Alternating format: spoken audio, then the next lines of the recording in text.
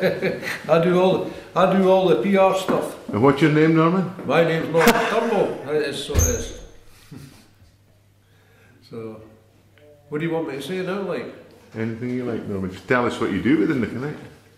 Well, at the moment, I'm looking into doing this DVD for the Turnbull Association, and hopefully also to put it to the fact that to bring it to the attention of television, and hopefully we can make it into a sort of commercial thing for the Turnbull clan. What else do you do, Norman, for the association? Well, I do all the running around.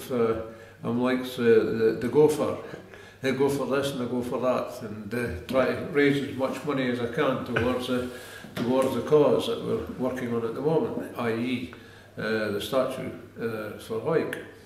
And how many people would you like to see at this gathering you're having on the 18th of July? Well, the more the merrier, especially from overseas. I'd like to see a good collection of the Americans coming over to this. After all, this is what it's all about, isn't it? Of course, this is the year of the homecoming, isn't it? It is the year of the homecoming, yes. And how many local Turnbulls do you think will appear on the scene? Well, that's debatable, but I'm sure that there'll be quite a turnout from the local Turnbulls in the area.